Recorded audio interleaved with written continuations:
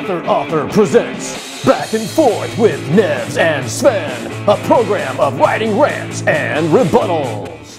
Once you've exhausted all of your mental resources writing the best book you possibly can write, you need to invest in two things. The first is a really good editor, and the second is an amazing book cover. Your book cover is your primary marketing tool, so you have to be sure it's perfect. Your main focus should be on the artwork.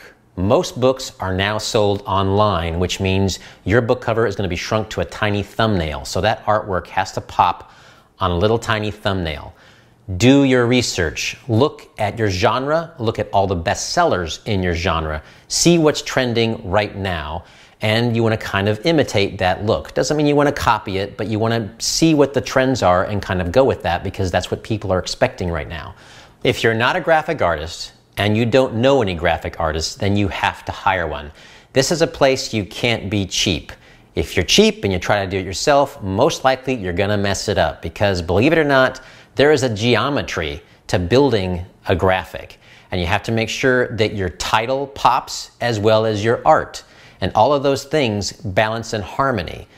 And if you think you're going to add a lot of elements, sometimes you can get into the world of clutter and then things get lost, like your title and like the most important aspect of your artwork. So again, do yourself a favor, hire somebody who knows these things and has an education in this. Once your cover is locked, flip the book over and look at the back. That's the second most important spot, and you need three things back there.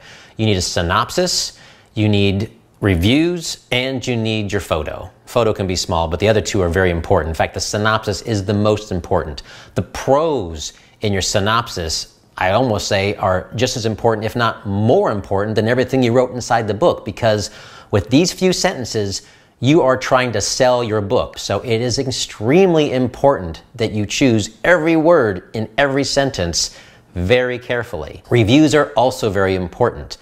The best reviews are ones from opinion makers, because opinion makers are people who are probably bestsellers or writers in your genre and already have an audience. So if somebody's on the fence or not so sure, but they see an opinion from somebody they respect, that can help push the sale as well. If your book is similar to another author in this genre and they're a best-selling author and you think that's going to compel somebody to buy it, then put that in the synopsis. But remember, your real estate's very small, so you have to be very careful about what you put down there, and remember, it's all about selling that book. If you have any advice about creating covers for your books, or you have experiences, we'd love to hear from you. Kidding me. I had to distract Sven, as he was driving me crazy showing off his book covers. Book covers reflect pop culture. What sells can change on a whim. So definitely do your research, as Sven said.